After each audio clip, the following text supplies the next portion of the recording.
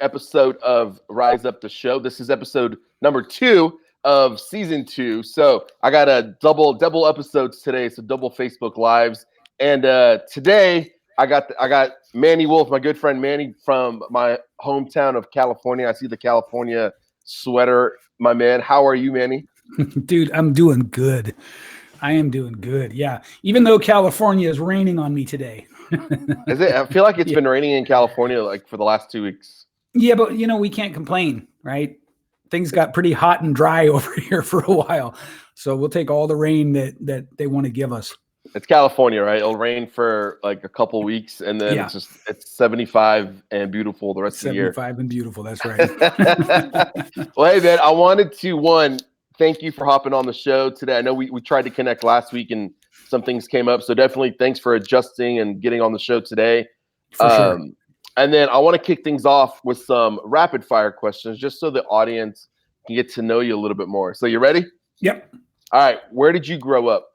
Grew up in San Francisco, Haight-Ashbury district, moved to Stockton, California when I was about 8 years old, and then got the hell out of Stockton as fast as I could. But it took me a long time though. Yeah. Where are you now? Where do you live now?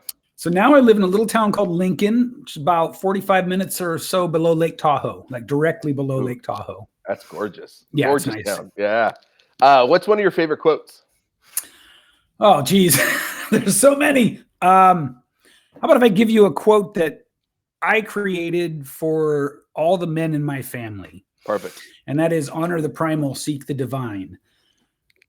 We'll have to go deeper on that one. Yeah, we can. That's a deep one. Yeah. I was like, I'm gonna have to come back to that one. What's one of your superpowers? Teaching. Okay. Teaching. Yeah. Really understanding how to get complex things broken down into simple, understandable ideas. Okay. I love it. What's one of your favorite books?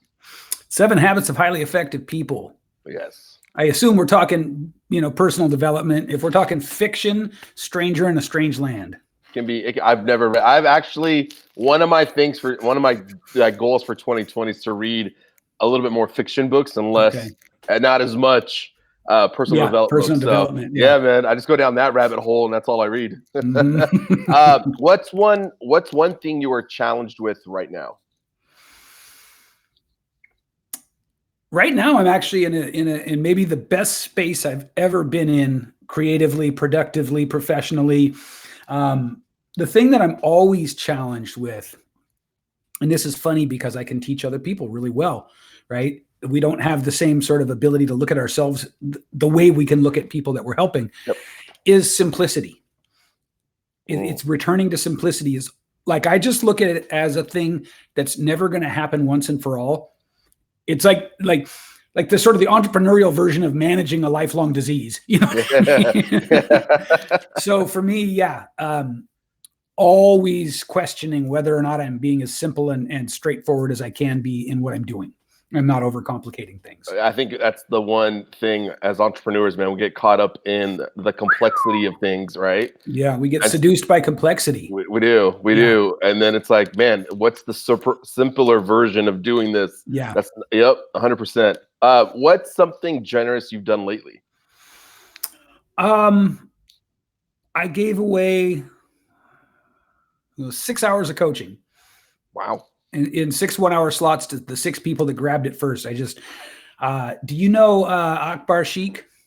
Yes. So I had interviewed him, and that guy is so generous. It makes me feel like I'm just not living up to my potential, and so he was like talking about how he coaches people that you can give even before you have money, give of your time. Yeah. Right after that interview, I was like, I'm giving away 6 hours of coaching. Who wants an hour? Good for you. Everybody, all 6 I'm assuming got boom. Oh yeah. I love it. We're gonna get more into what you do, so I'm excited to. Sure. What's like favorite accomplishment so far? Good one. The big ones in my life, writing my book was because it's not an expert positioning book.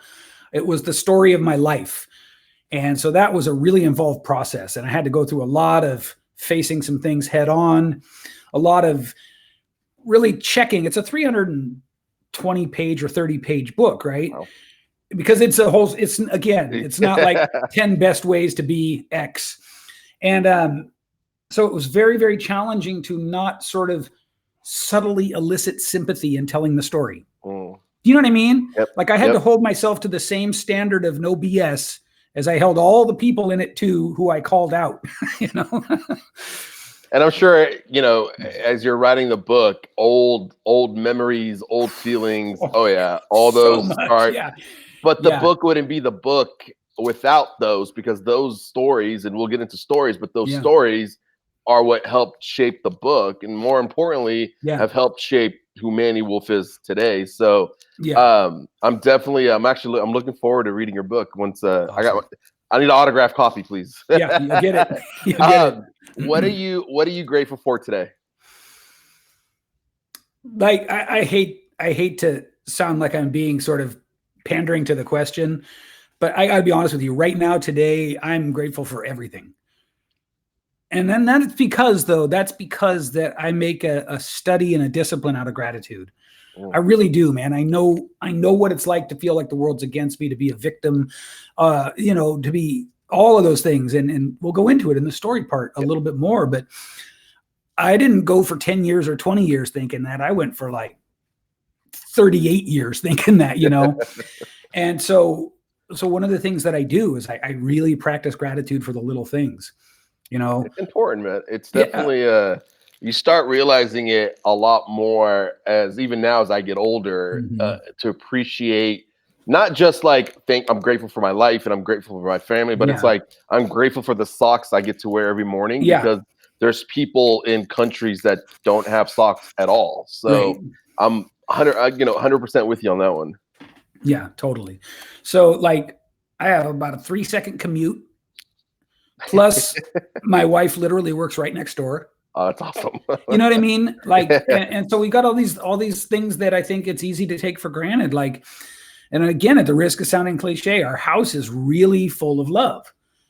Coming from where I came from, that's a real accomplishment, you know? So I never want to take that for granted. No, absolutely. And all the other little things, you know? So, And so I want to get, you know, I think this segues great to what we want to get into. And I, you know, over the years that I've known you, you stand out in two places: the art of storytelling, and now it's helping get people on stages. And so I kind of want to start with the storytelling piece, because I think that is important. That is as important, if not the most important piece before you get on stage. And I want to go back to, what's MannyWolfe's story? Like, if we're going to talk about storytelling, like, you know, the good, the bad, the ugly, like, you know, take us back, and then let's just jump to where we are today. Like, what's Manny's story?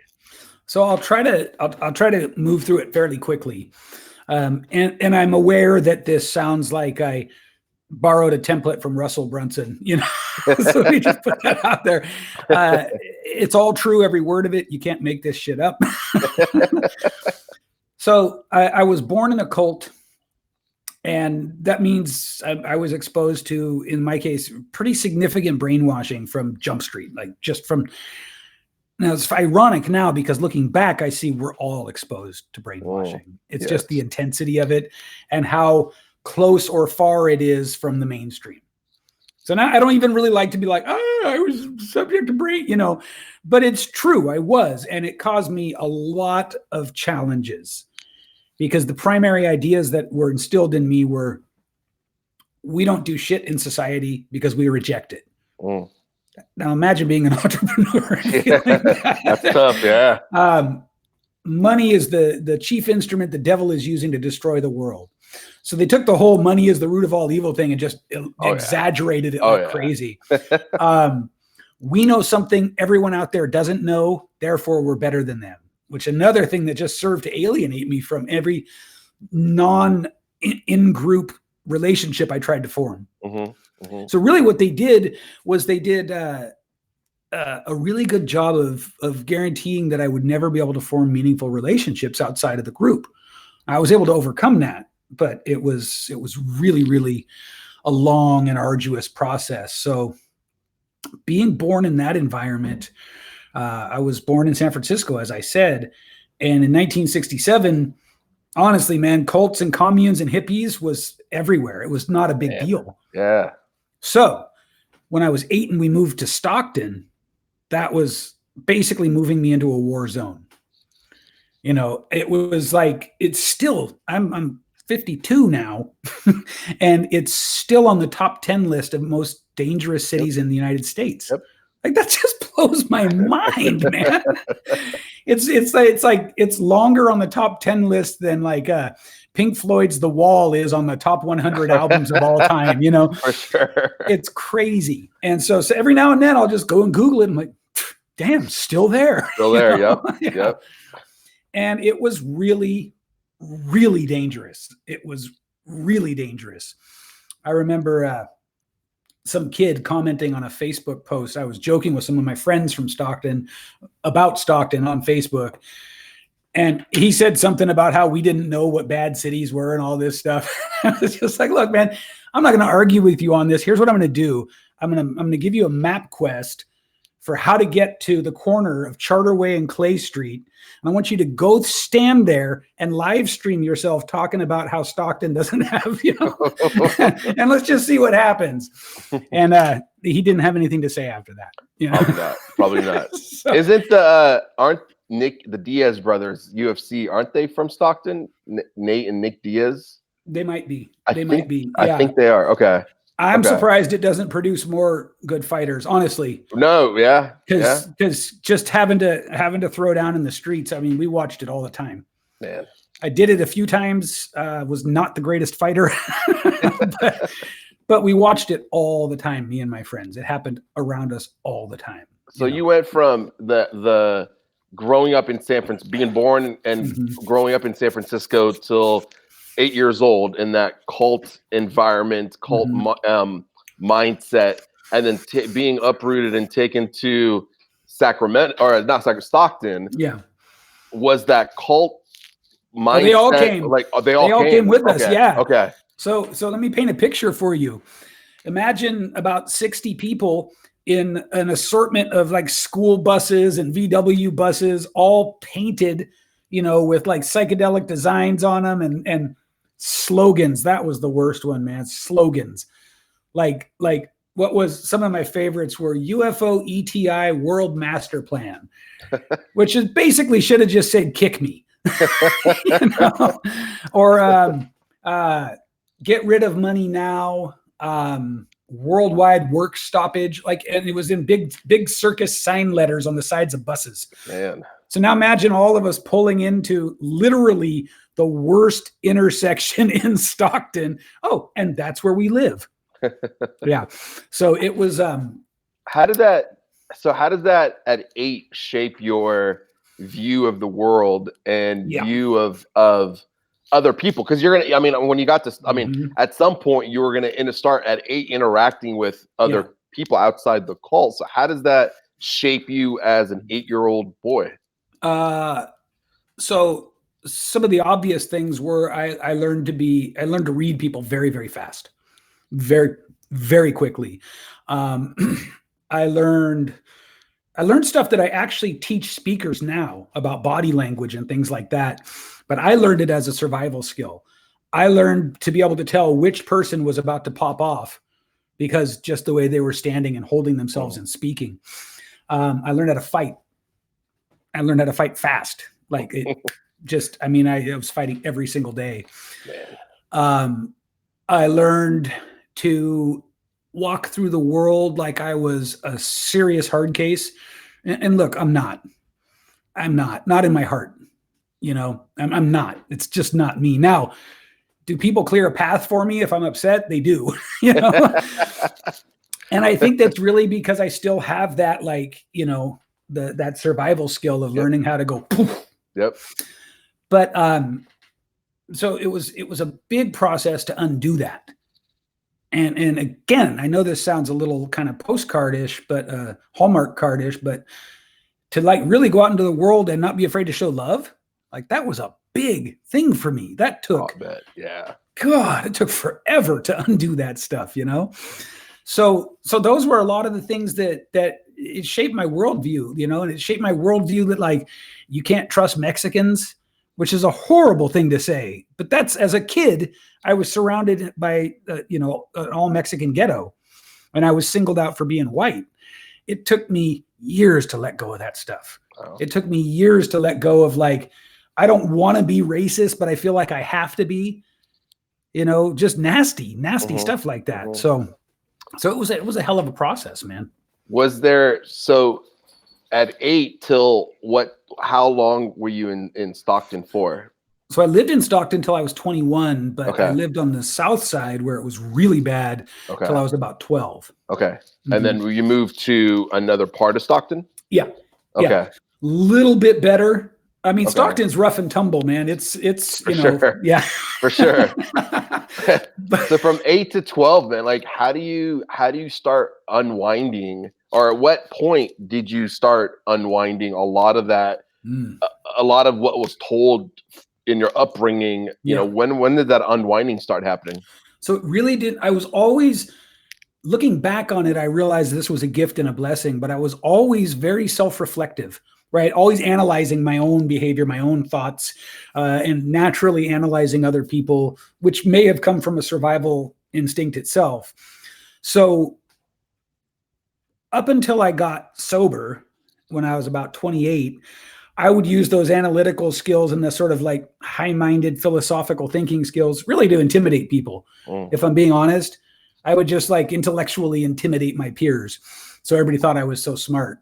And then I found myself, the turning point moment of my life, there have been two, and this was the first one, was where I had just been released from jail. I was homeless, still strung out on drugs, going around to my friends' houses to try to just like get a shower and a change of clothes, finding out that somebody went around and stole all my stuff. One of my so-called friends. So like, I mean, one of the things that I think is funny now is I know what it feels like to only have the clothes on your back. Literally have the clothes on your back. Literally have only the clothes on your back.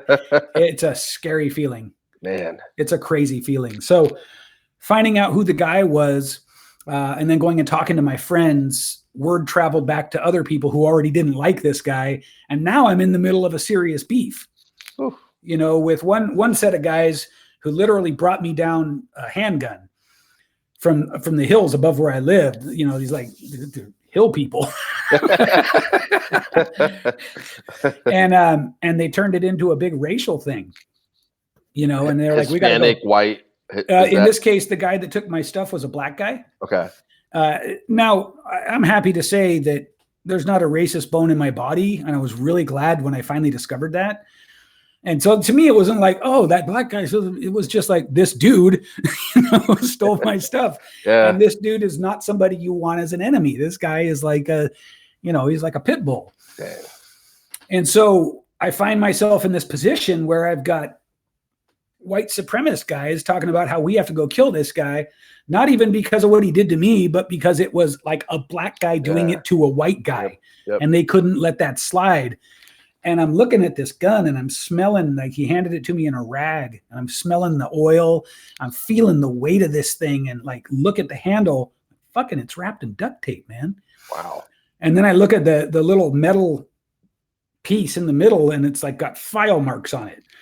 And I only can assume that they're filing off the serial number because it's untraceable. Yep. So anyway, I said, okay, meet me back here at midnight. We'll go handle this. And inside I was like, I'm a ghost. Like, I'm done. There's no more of this for me. Like, that was a line I just wasn't willing to cross. And so, they talk about you'll make change when the pain gets strong enough. That was that moment for me. I didn't care what was on the other side of everything I'd ever known. I just wasn't doing that. I had done so many things. I crossed so many lines getting there. So many lines. Like, yeah, I just read the book. If it doesn't make your skin crawl, I'm not a very good writer. I can imagine, man. I'm getting like vivid images just as you are talking. And this is at 28. You make that 28 conscious decision of like, dude, I'm done. Like, this isn't what I want. I just got out of prison.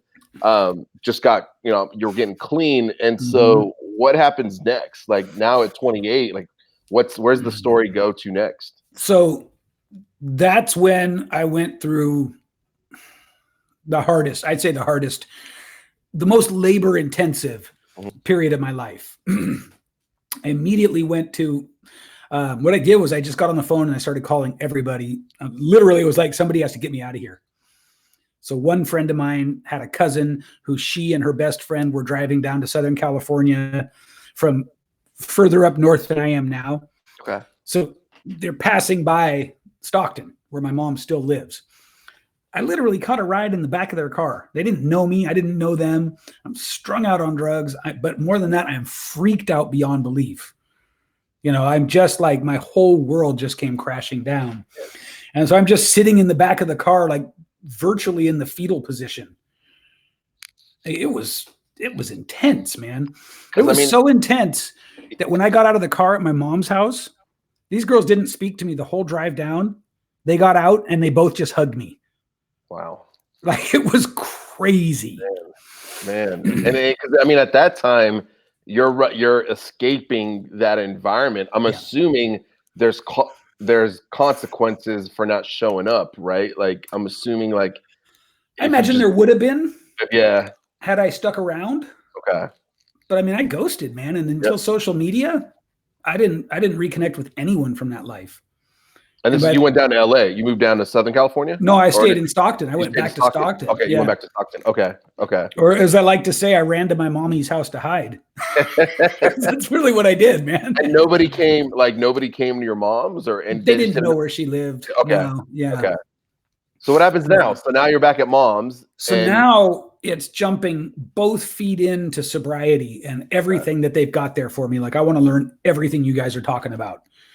You know, so I'm sitting around with like prison guys and everything. And I'm like, okay, like, if you're not robbing and looting, you know, then I want what you got. Yeah. So I just jumped in completely. And I remember I read, they have two books in AA, the big book and the basic text or something like that. I just kept reading them back and forth, one after the other for like 3 years. It's like, I'm getting this material. This is going to be, you know, everything that was asked of me started to get, it took a long time, man. It took a long time for me. But I started to get some sense of the ground underneath me. And then what happened was I kind of looked around and I realized, okay, everybody in recovery that I'm seeing is content just to sort of sit here and talk about the horrors of the good old days. And I need more than this. I need to know, why did I do that in the first place? So I sort of started distancing myself from that, but really staying connected. You know, like, one of the things they talk about is you have to have a connection to your higher power. Mm-hmm. We don't care what it is. We're not going to tell you it has to be God, Buddha, the Easter Bunny, whatever, but you've got to be like, you got to understand that you're not the ultimate power in your life.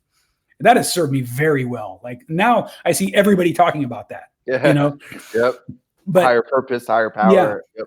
But 23 years ago, it wasn't like cool to be talking about that stuff.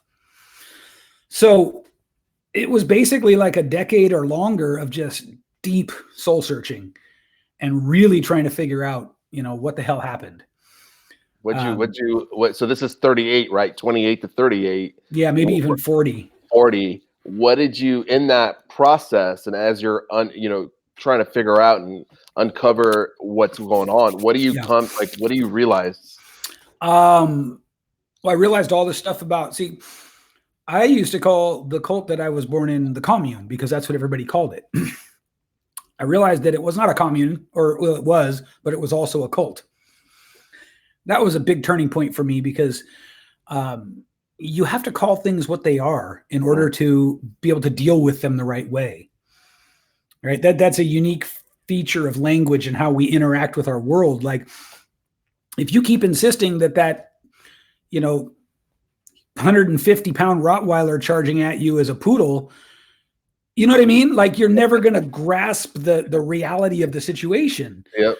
And so that was really important for me. And that was a big shifting point for me when I realized, oh, damn, wow. Like, you know, I was raised in a cult, man.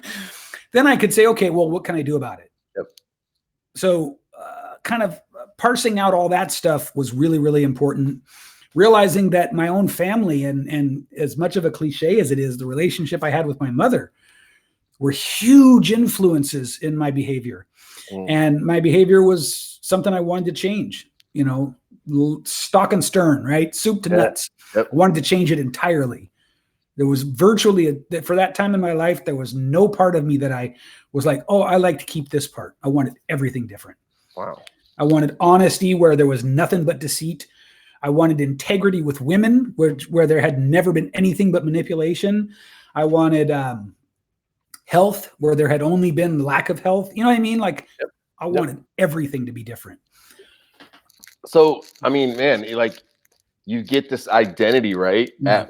And you have this identity all up to, you know, from 8 to 40. Yeah. There's this identity, and it's like, wow, like you become self-aware all of a sudden of like, holy shit, like this is the way I've been I was raised, and these are the things that I thought to be true, but now at 40, I'm realizing, wow, this was not true at all. And now a complete identity change has to happen. How does that work into like, where do you start with that? Because you got to think, man, like you're rooted into that cult. Yeah, man. Yeah. And now you're like, wait, that's not right. I got to change my identity. Like, where do you start? So only after much exploration and many, many years did I realize one of the gifts of that moment, that crystal clear moment holding the gun, was that it was shocking enough that I was like, I don't care what's on the other side, you know? And so that's kind of where it started for me. Tearing down your complete identity. I don't recommend taking that on lightly. So for the longest time, it was just looking at what was popping up. You know, the hardest part without a doubt was getting to the bottom of my relationships with women. Like I was just losing my mind, feeling like no matter what I do, I'm reliving the same relationship over and over again. Was there like a common trigger or a common what was that? If you don't mind sharing. Like, no, I don't mind sharing. What were you, because I mean, I guess I have to go back to what were you told about women, and then what was that realization that says that's not true, and now I have to change that. Like how was that playing out? So it's a good that you said what was I told, because for anybody listening, it's not so much what you're told as what you're shown. Yep. Like that's really an important thing to understand. And what I was shown by the relationship with my mother, who wasn't even her fault, man. She had 4 kids. She was abandoned by her husband, who left her for her best friend and then stayed around. So, I mean, she had some shit going on. It wasn't like she was like that, you know, stereotypical, like bad mother smoking a cigarette and drinking a glass of wine at 2 p.m. She wasn't that. She was a woman who was in over her head, you know, and she already had bad blood with my father. The guy who did that to her was my stepdad. Okay. The father of my 3 half siblings. She already had bad blood with my father. And I think that I reminded her a lot of that. So our relationship was very contentious. Wow. Plus I was a complete maniac. I mean, you have to understand, like I was a complete maniac as a kid, especially a teenager. I got acting serious. I didn't even think it was acting out. I was just pursuing fun. Okay. You know, but the fun I pursued was fun with drugs, fun with, you know, lots of sex too young, fun with bad people, you know, like it was just, she didn't have it in her to parent me and the 3 others.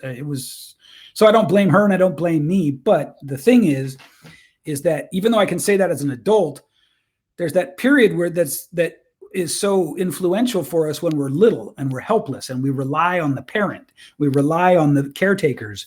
And in that time, I didn't get what I needed. You know, she was in over her head. And so as a result, I never got a really good, like safe maternal connection. I was going to say, it's that love from a mom to a son or a mom to a child. Yeah. Okay. And so I grow up, I start pursuing women And somehow, mysteriously, I pursue women who to a woman are not capable of giving that meaningful connection. They give it at first, and then as soon as I commit, they pull away. That made me want to put a gun in my mouth, man. It was so frustrating.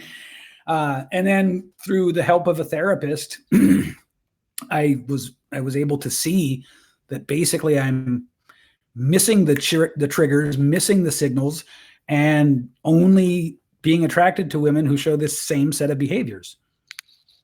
And through that I was able to change it. And those behaviors were invested at first until you became invested, and then they would pull back. Yeah. And so what, like, were you in search, like, so for you, were you in search of that love that you weren't getting from your mom in these other women? Okay. But you don't recognize it at the time. You know what I mean? Yeah. That's the rub. That's why it's so hard to suss out. But yeah, absolutely. Absolutely. I heard Tony Robbins say once that it's not that men want sex all the time from their women. It's that sex is such a deep and intimate way of giving yourself completely to another person. And what men want is significance from their women. We want to know that they will give themselves to us entirely. And when we don't have that, and if we can't, it's almost all like kinds of bad stuff happens. For sure. For sure. Right. And so, not to go too far down that rabbit hole, but you can't give yourself to someone any more thoroughly than you are sort of whole in yourself. Absolutely. So if you're broken, you can only give what you have. Yep. Yeah. Yep. 100%. And then so when, for you, as you're going through working with a therapist, and the identity's changing. Yeah. When does entrepreneurship come in to play? Great. Yeah, I'm so glad you asked that. Now, it had always been there for me. Okay. But it was in conflict with the conditioning, the brainwashing. Okay. Right.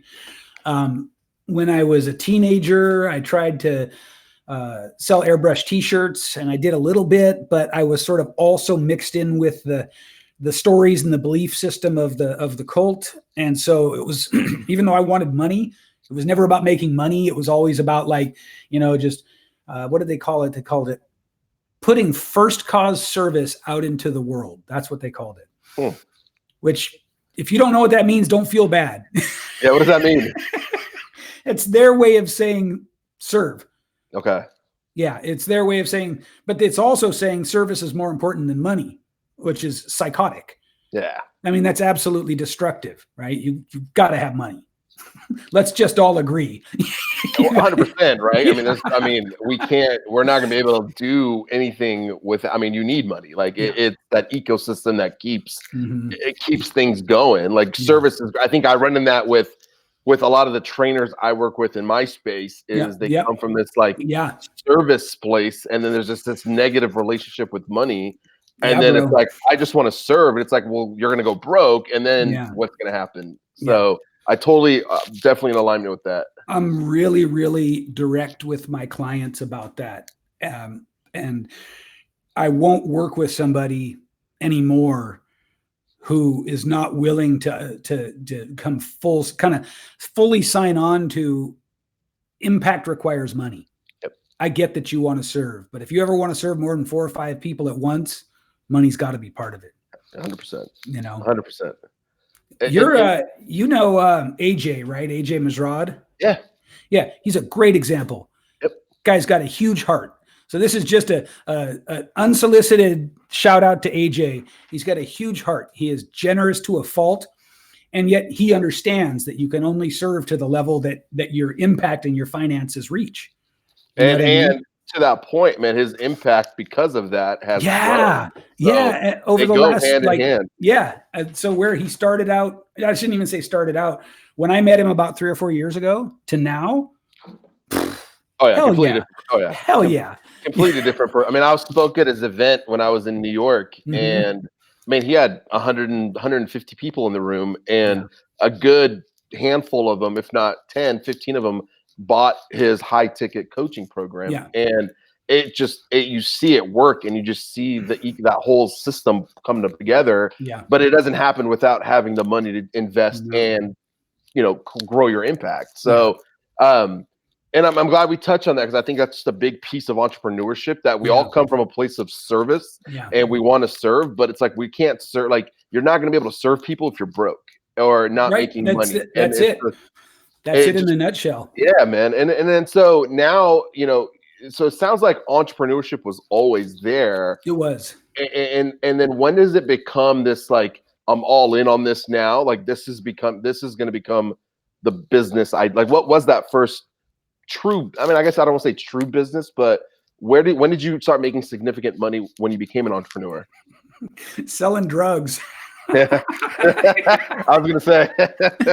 It's true, man. And one of the things I only realized after the fact was every time I moved away from my family, I'd start making money. Oh, that's funny. Something would go wrong and I'd go back into the bosom of the family and I couldn't make money. This happened to me over and over again. And the first time was when I was living in the town where I wound up holding that gun. And the whole beef, why the guy took my stuff, was most likely because we both sold drugs.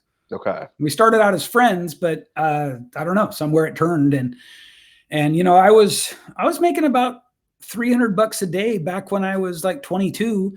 Wow. So that'd be like 30 years ago. Yeah. And it was really good money back then. Yep. Yep. And then I moved back home and I can't even hold it down a coffee shop job. The closer I got to the belief system, the harder it was for me to function as an entrepreneur.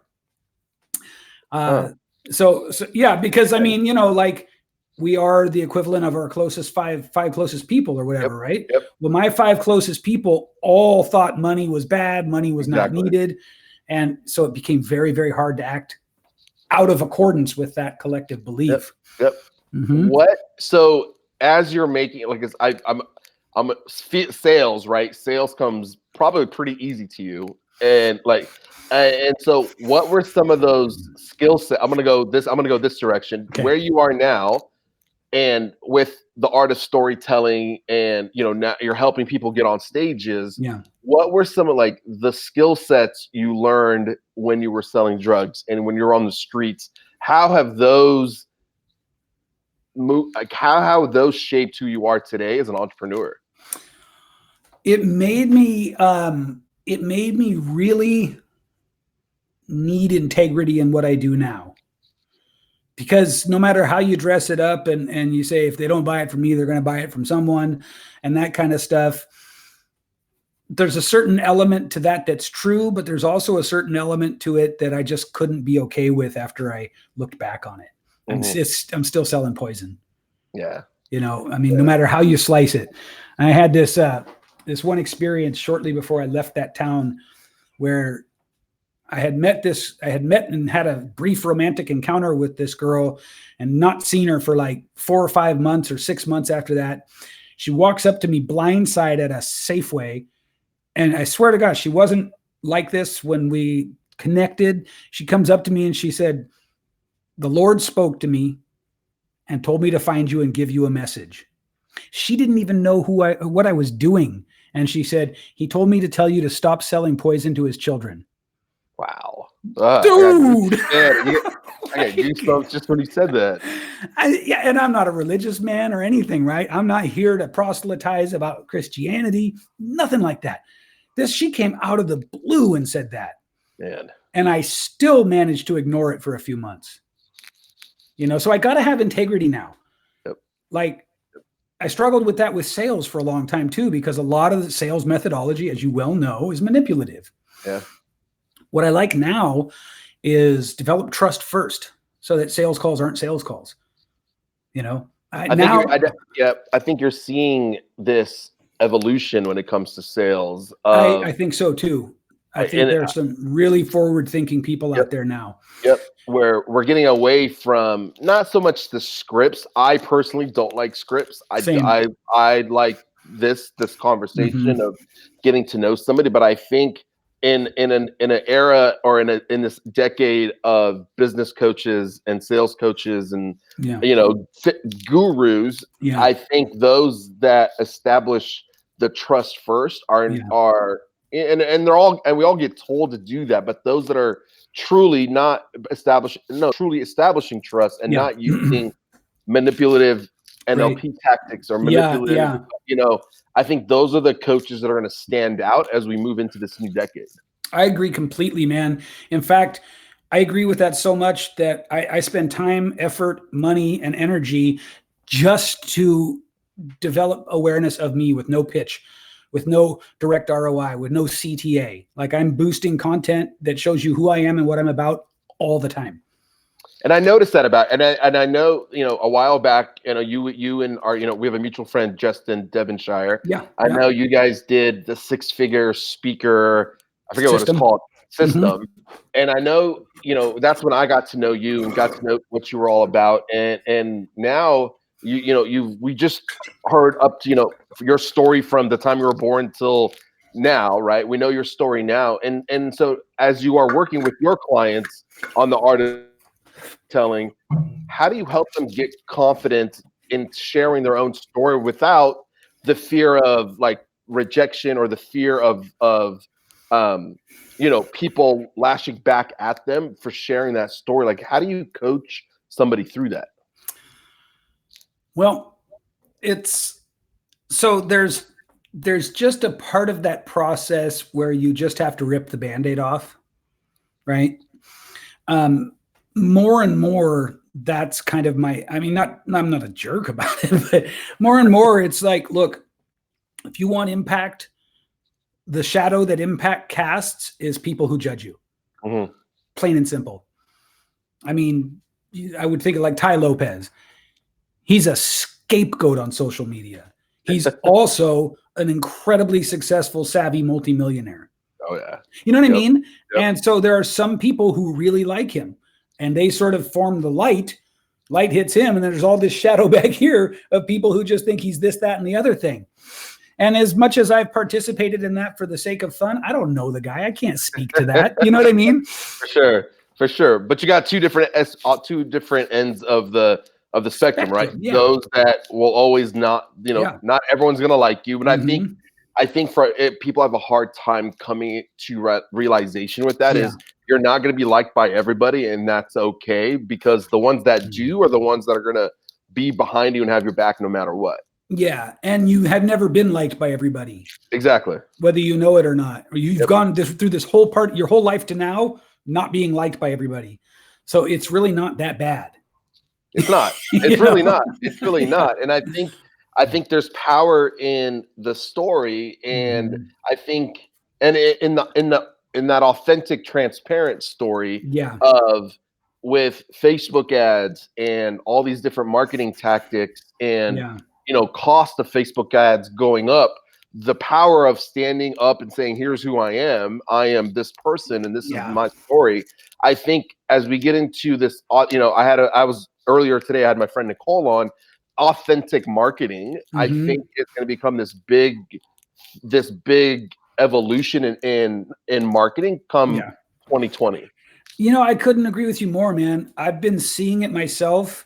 And so I kind of question, is that just because that's what I'm looking for? Or is that, but I've been seeing it. I've been seeing like it's from my perspective, it's like there's the decline of the guru. Yeah. Right. Which I'm all for. I welcome that. And as I'm sure you do. But I think that, so your story plays into it because it's organized as know, like, and trust for a reason. Mm-hmm. Right? It's not no, trust, and like. It's not trust, like, no. It's know, like, and trust. And it's a natural progression. I see a lot of people trying to dissect and make formulas about how to create that. Look, let me tell you. Show who you really are. All the rest works on its own, like literally. Sure. I do have a nice system. One of my mentors showed me where I don't just put out content that is meant to get you to know me. When I retarget too, because I'm doing business, you know what I mean? Yeah. But so I retarget, and I don't retarget to an offer. I retarget to like, hey, I don't say this, but like, you're one of the people that keeps watching all my stuff. You're one, and so now here's a training that you can opt in for if you want. Right? So it's just gently pushing the whole familiarity factor along. Yep. Let me tell you what I've found since doing this. My income has quadrupled from last year to this year. Wow. 4x, literally 4 times. And I'm still not like, look, not a 7-figure guy, not yet. Probably this year, probably 2020, but I'm not. And I don't want to be like bragging or even humble bragging. What I want you to know is that I'm still all organic, except for boosting content. And people that I don't know matriculate to me now, asking me how to work with me. Whereas before it was market, offer, grab a few people, you know? And so the difference is I'm creating trust so far out ahead, and I don't even have to worry about it. I know that if I get, my audience is like 1 million people now. Wow. And so if I got 1 million people who know me, we know for a fact 10,000 of them are going to trust me, right? Yeah. So that's kind of like how I like to do it. I also like when those old school marketing, internet marketing people, they try to call me out and say, well, boosting content is a waste of time. I'm like, if you say so, then don't do it. Yeah, right. It works for you, man. You got up to 1 million. Like clearly you're doing something right. Yeah. And just in the last 5 months, I've helped my students book like almost $1 million, like over $750,000 in new client business. Wow. And it's all through this same, like, just attraction, just awareness, you know, they'll come to you.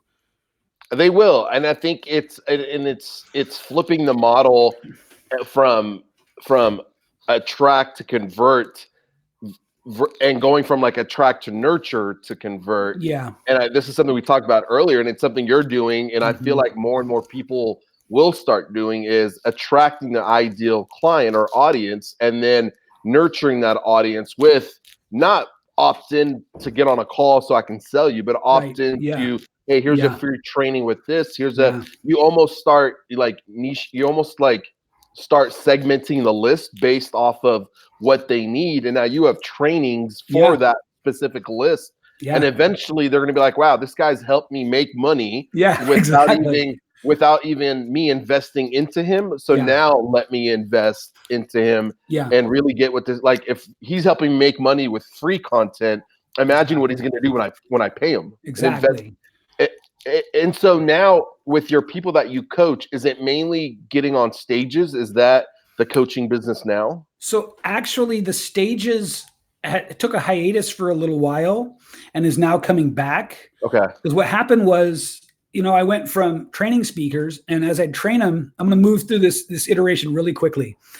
I would train speakers, and as I train them, they'd all say, can you get me booked? Every one of them.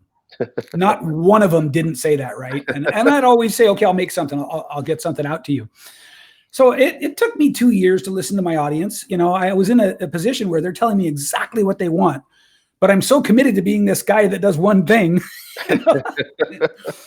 So I slammed together like a quick beta course on how to get booked to speak. And I know as I'm putting it together, people are going to be disillusioned because it's a lot of work. Yeah. As you know, man. I mean, you know, from both sides of it. Yeah. If you want to break into speaking, first of all, you got to speak for free. Second of all, you got to prospect your little butt off, right? And so as I'm putting together all these strategies, I'm like, this is, people are going to be like, it's going to be an eye opener. So as soon as I put together the beta course, a bunch of people jumped on it. Like I got it's like 35 people just like that. Wow. And so, you know, I charged him just a little bit to keep him committed, but we got halfway through it though. And I'm giving them one new strategy every 2 days, plenty of time to implement and to include and to build. And by halfway through, they were overwhelmed. Jeez. So I was like, would you guys like it if somebody did all this work for you? Would that be a service you'd be interested in? I sold 5 people into a program I hadn't even created yet, right there on that call. So now it's like, okay, I've got to figure this out, right? Yep. So I start just going for it. It was like one of the most intensely creative periods in my career. Like, we got to figure this out. You know, me and my little 2-person team. It's like, we have to figure out how to get these guys booked to speak. Okay, what is the process? You know? And I'm going to tell you right now, I'm going to say publicly, in the very beginning, all we did was cannibalize speaker websites until we built a system. Yeah. But so here was the point, right? I had 60 clients in the done for you speaker marketing service. 7 of them, give or take, were getting 90% of the yeses. And I want you to know, we were applying to 50 gigs per person per month. Wow. 50 a month. Jeez. Now, my theory was, how can you not get booked? Yeah. You know, if you get 5%, that's 2 gigs a month. Yeah, it's just a pure numbers game, right? Yeah, if I'm pure numbers game. Well, many of them, I'm sad to say, but I'll admit it, we're not getting booked. So we wound up applying to 8,000, more than 8,000 speaking gigs. And I said, okay, hold on. We got to do a teardown. We got to see what's going on here. I looked at the 7 people who were getting booked. I'm like, every one of them looks like a pro on Facebook. They look like a pro on, you know, if it was Instagram they liked, then they look like a pro there. If it was LinkedIn, you get what I'm saying? Mm-hmm. Mm-hmm. All the other 53 just sort of, they didn't have a clear presence, a brand, a personal brand. I was going to say, yeah. So it's, so what you were really, so yeah, I mean, it comes down to they are the brand, right? When you're a speaker, you are the brand, you are that personal brand. And those 7 or 8 position themselves as the personal brand. And so, man, like, if I am a company a corporate company looking to bring in a speaker, the first place I'm going to look is your social media and see what kind of presence you have, right? That's right. And then reach out and hire you. So now those 8 are being booked. What happens with everybody else? When I figured out what it was, the iteration from there was I've got to put together something on polishing up your personal brand. So all those people were basically in a beta group. Yep. I went back and I tried. It's so funny, man. I tried to give everyone for free the personal branding program that I'm now selling for $5,000. Tried to give it to them for free, and most of them wouldn't take it. Wow. People are funny, guys. Yeah, they are. People are funny. Let's just call it what it is. Right. So I went back and I told them, hey, look, here's what's happening. What we're seeing is that only the very small percentage of you that really look pro are getting invited to speak. I've reached out to every event coordinator I know, every decision maker I know, universally. What's the word I'm looking for there? Not unilateral. Yeah, unilaterally, they all agree that they go check your social media now. Like even the sizzle reel doesn't carry as much weight as it did 2 years ago. Yeah. And here's my thinking on that. My thinking is because we know it's a put together marketing piece of collateral, right? And so this only doesn't apply, in my experience, in the keynote side of speaking, where you're trying to get $10,000 for an hour of your time, you know.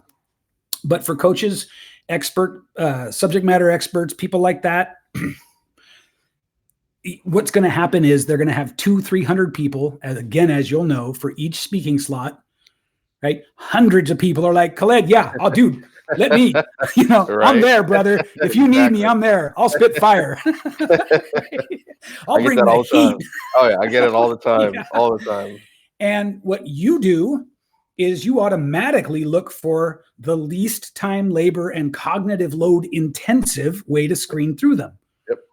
So you're in a unique situation where you can reach out and invite people. And so you can save a lot of cognitive load that way. But at some point, you're going to be making choices between people, right?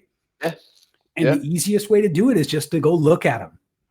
100%. I mean, even look at them, a lot of them are personal relationships. And, have we stayed in touch? Have we talked? What are they doing in the industry? So I think those for me are like my 3 criteria before I say yes, come on the stage. But I think, when you start, like, you put on an event as well, back in the day, and I think you realize the same thing as like, there's a criteria, and one is their appearance. Like, I don't, not that I like that, not that would discourage me from inviting somebody on stage, but like, are they polished or are they brand new? Well, if I'm charging $400 a ticket, like, you're not going to, and you've never spoken before, you're not going to speak at the event, right? Like, it's just like, go get some, get some repetition underneath you, and then come back and apply to my event or any event, really. And that's just the reality of it, And by the way, for those of you listening, that does not make him a bad person. That makes him smart, So all of that is to say that I shifted my focus because I get passionate about things. And I was like, okay, this personal branding thing is like, I'm doubling down on this because this is where the power is. And what I did with it was I created the course and got people into it right away. And I was like, okay, hold on. But personal branding takes some time. I'm also going to synthesize the organic strategies that I've paid to learn and that I'm using and everything. And I'm going to make an organic side to it too, so that while you're growing your brand, you can still make money. Mm-hmm. Right. And so that's been working really, really well. I've got one of my students just got invited on the event's dime to fly over to Singapore and speak at it's like a hypnotherapy conference. Okay. But it's going to be a huge one. Man. And they saw her because of her content game that I taught her. Right. And because you go on her social media, it's clear what she does, that she's very good at it. She like, it's the way to go, man. It's the thing to be doing. Yeah.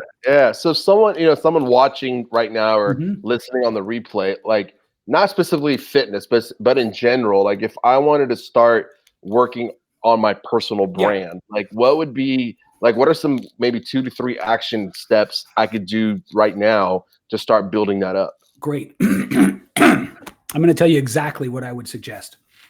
First of all, check your profile.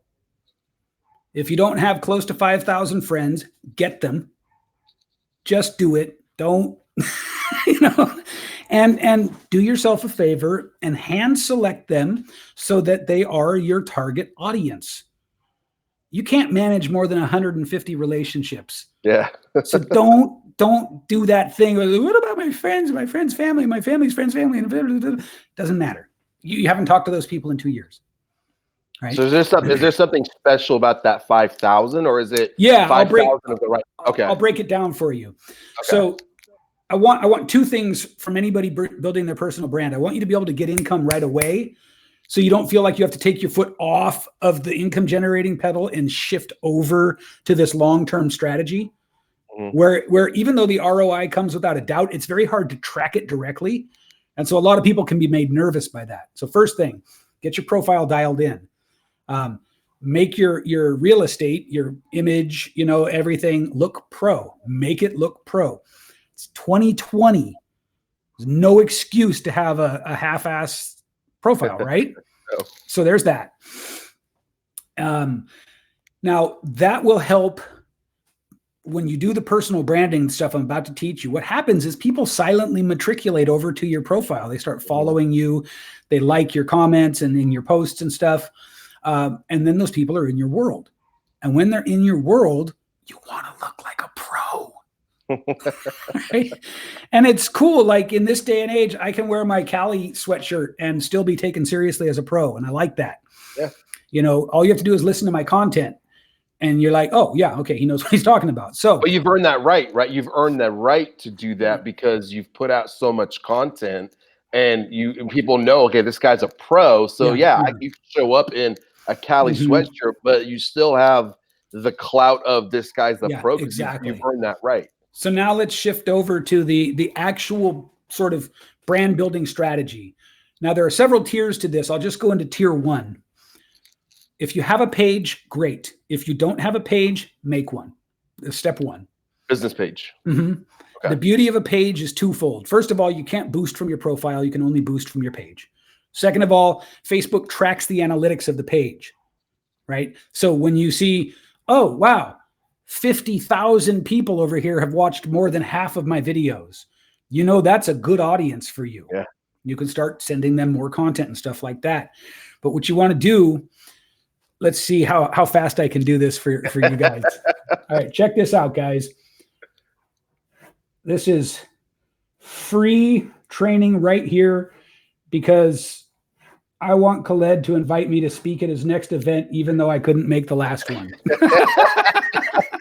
Good pitch. Not bad, right? Not bad. I got a little grid here. Across the top of the grid, I'm going to put things like rant, strong opinion, backstory, expert positioning, whatever. These are different styles of delivering your content. Okay. Shout out. That's another good one. Okay. Down the side here, I'm going to take my area of expertise. I'm going to break out 2 of the main topics. So for me, it would be like content strategy and organic marketing, right? Just as an example. I'm going to put content strategy here. And then I've got 6 different ways to create a piece of content on content strategy. Then I'm going to take content strategy. I'm going to pull out little granular pieces of it. So like shooting videos off the cuff. Okay. Just as an example, or doing live streams or whatever it is, right? Then I'm going to put that here. And now I've got 1, 2, 3, 4, 5, 6 different styles of content on that. Then the next big topic, organic marketing. I'm going to put that here. You see what I'm saying? Yep. And I'm just going to continue. By the time you get through 2 of the big things you're an expert in and pulling out 2 little pieces, granular pieces, you've got 6 times 6. 36. What is that? 36. 36. Yeah. So you've got a month worth of content prompts now. Wow. How long did that take us? 12 seconds? 12 seconds. but I think, easier said than done, right? Because now I can sit there and we can say, hey, take weight loss as like your expert subject matter, but then take that down to the micro, but then it's taking action on what you just did and shooting that content. And I think that's where people I don't say it's stuck, man. It's like they don't want to do the work. Overwhelmed, or it's like maybe it's like, how do you simplify that, right? Because now, like for some, that might be complex. And they're like, I'm just not going to do it because I'd rather go back and just train clients because that's easy in my space. That's easier than 36 different pieces of content. So how do you coach? Like, how do you get somebody to take action on that?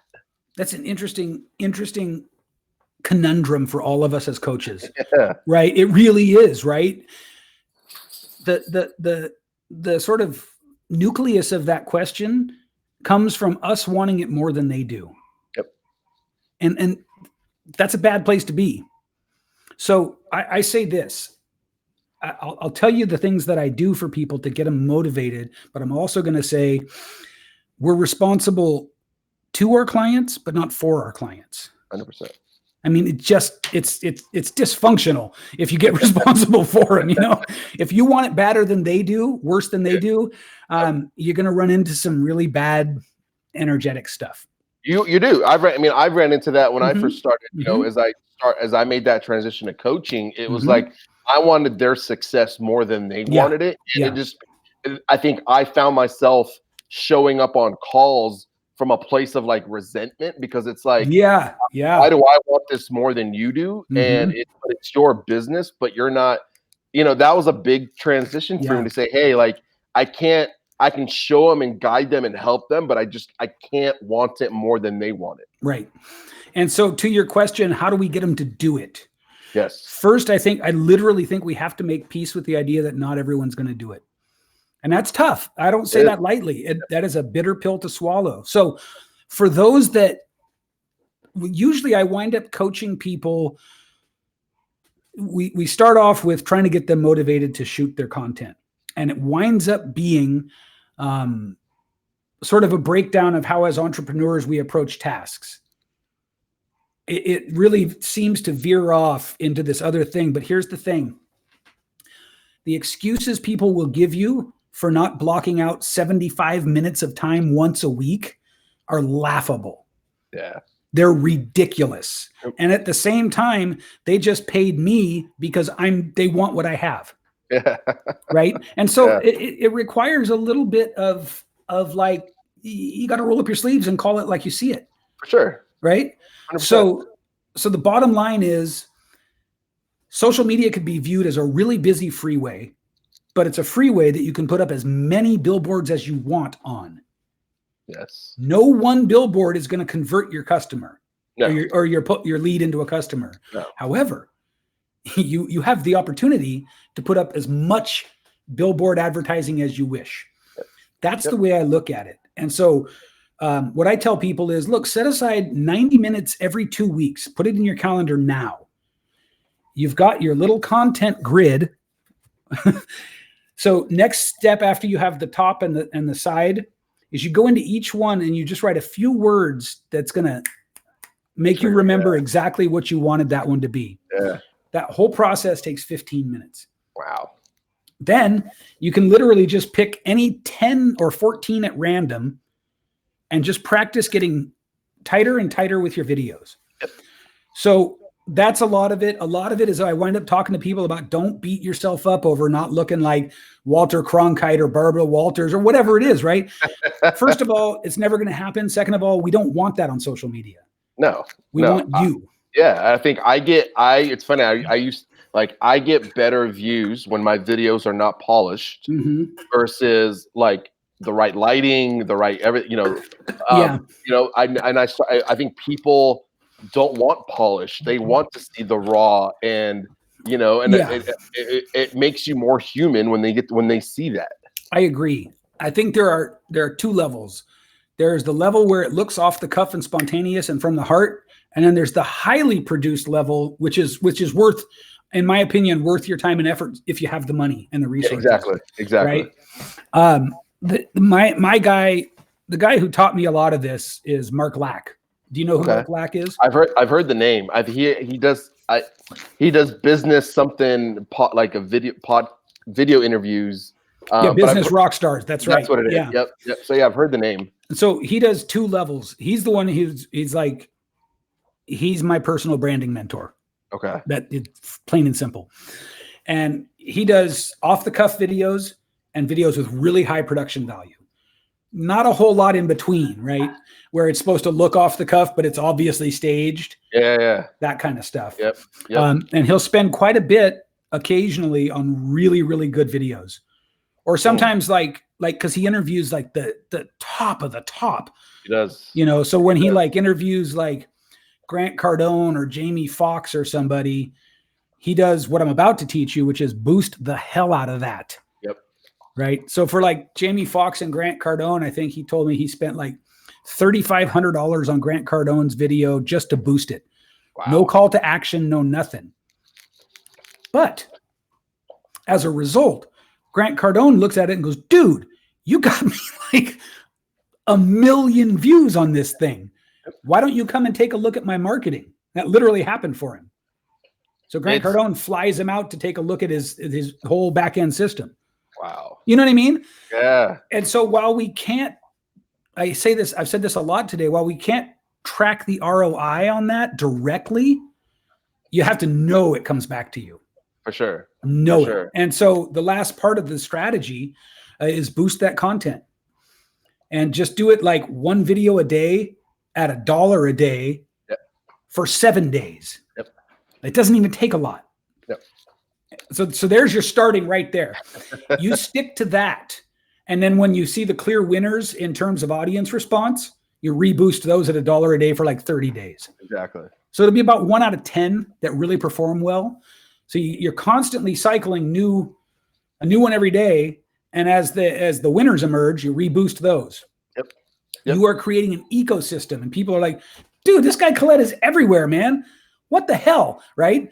And some of them are going to go, he's stupid. He does, blah, blah. But some of them are going to go, no, that dude is my jam. Oh yeah. Yeah. Guess what's happening to this video once it gets all published. Yeah, totally. So you see what I'm saying though, right? Yep. And there's also there's a lot of integrity that people feel, in my opinion, I believe this, in not having a call to action.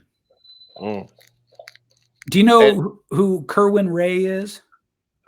Is he like Australia? Self-help guy from Australia. Yeah. He does just awareness. He pays tons every month for just awareness. And I mean, he's hugely successful. He's wildly successful. And then he's got like his programs are like stupid expensive, right? But the thing is by the time you ever get onto his sales page, you trust the guy so much. Yeah. Because he just helped you and helped you and helped you and helped you. Videos, his videos. I mean, his videos get what, like 300,000 plus views or something like that. And all he did was take, and it's funny because if you watch his videos, it's just presentations or events he's spoken at, and he just took them and broke them up. And there's his video. So it's like, it's not hard to create content if you have the strategy and know what you're doing. Right. If you're thinking in terms of content creation, it's not hard. No. And just let me say this to whoever's listening that goes, yeah, but nobody knows me. Because I mean, you see how silly that is, but people don't see how silly that is. If you were to track your progress from day one and document it and share it, just like Gary Vee says, by the time you hit your 6-figure year, your 10K month, oh my God, people would be rooting for you. Yep. Right? People want to see you win. Like they do. People want to see you win. Yeah. And I think, man, I feel like we can keep going for another hour or so. We may have to do a part 2 to this because I want to keep going with this.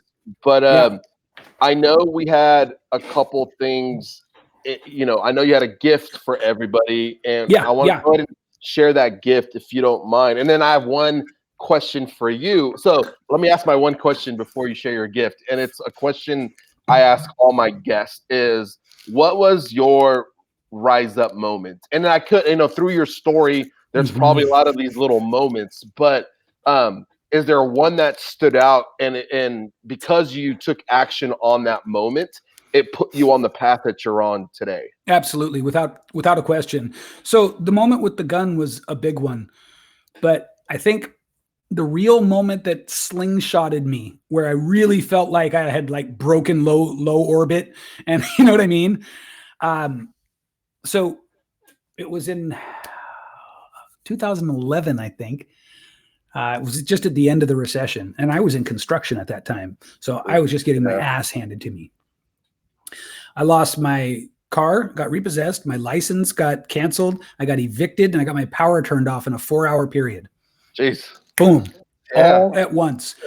And that led to my sister saying, we got to have a family meeting to figure out how to help you. And my family does not do family meetings. It was like really, it was like my skin crawled. So I went anyway because I was desperate. I was really at my wit's end. And it wound up being my whole family just dumping all their frustrations and assumptions. And like they just dumped on me for about 2.5 hours. Now, that sounds messed up, and it was. Yeah.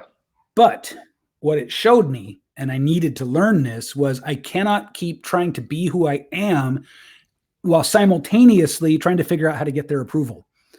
They'll never understand me. Yep. They're not entrepreneurial. Yep. They're just not. And we say the word entrepreneur so much that we take some of the impact away from what it really means to people who aren't entrepreneurs. We seem crazy to those people. Right? We really do. We do. You know it's true. Yeah. And so what that was for me was the moment where I was like, you know what? I'm done with you guys. I can't keep trying to be part of this family, or I can't live my purpose. And that's a hard one, man. That's a hard one to my computer's about to die. Let me plug it in. There we go. Okay. That's a hard one to break away from because you have like the blood ties of family, but then there's this battle of like, I want to go I'm heading into entrepreneurship, and most people would rather stay in the safety of the box. Yeah. And here you are saying, no, like, I don't see a box. And so, yeah, man, I think that's a tough, it's one that I've battled with is, the comfort of the 9-to-5 versus stepping out and saying, hey, like, I'm going to take the risk because I believe in myself and I believe in what I'm doing. Yeah, exactly. And so I basically told him to fuck off, and all the way home, I had to walk home because my car had been taken from me. And all the way home, I Did It My Way going in my head by Sinatra. And it was really cool, man, because at that point, I was still in construction, but on the way home, I booked 3 jobs. Oh, nice. It was just like, it just was clearly the right choice. From then, a lot of great things happened. I met the woman that would become my wife, and she was the one who told me to write the book. By the way, spoiler alert, guys, that's the free gift. She guided me into getting online and everything. And I remember being on a Zoom call 5 years ago now, and I was scared to let go of house painting because it's good money when it works. I'm on a Zoom call with somebody, and I see her walking by the door behind me with all my painting clothes. I'm like, hold on a second. Hey, what are you doing? And I just hear her voice. I kid you not. She goes, "You're not a painter anymore." Good for her. Yeah. Oh man, she's been instrumental. Without awesome. A doubt, she's been instrumental. So that was the rise up moment. It really was. I mean, things started moving so fast after that. Wow. And it's amazing to hear your story from, the journey of where you started to where you are today. Yeah. And the fact that like you recognized there were patterns and triggers that I needed to work on. Women, and now you married the love of your life, yeah. And now you've got this book. What's the name of your book? It's called The Tao of the Unbreakable Man. Okay. Yeah. And the gift that everybody gets is, you guys can get the digital version for free. I love it. I love it. And we'll link it up in the notes so that you guys can opt in, download it, read Manny's book, connect with this guy. He is a game changer. Manny, where can people find you, get a hold of you? Sure. I would love it if you wanted to sort of get more into my world, to come into my group. And I just call it MannyWolfe's group now. Like it's simple. Yeah. Personal branding, right? Exactly.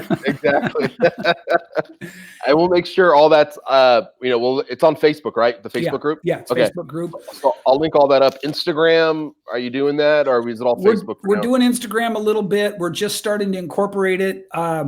So I wouldn't worry too much about Instagram now. Plus, I like to give people just one place. Yeah. But guys, if you have anything you want to talk to me about, anything you want to say, reach out to me. You don't have to go through a bot and an assistant. You can get me in person. I'm pretty accessible. I love it. We'll make sure all that gets linked up. Manny, thank you, man. We did almost an hour and a half. I love it. Yeah. This is, I think, the longest one I've done. So nice. I feel like we could have going on for another few hours. But totally. I wanted to say thanks for coming on. We will definitely do a part 2. I'd love it. Pick up where we left off. But man, thank you for coming on the show. My brother. Yes, sir. Yes, sir. All right, guys. Well, hey, enjoy your weekend, and I will see you guys next week. Take care.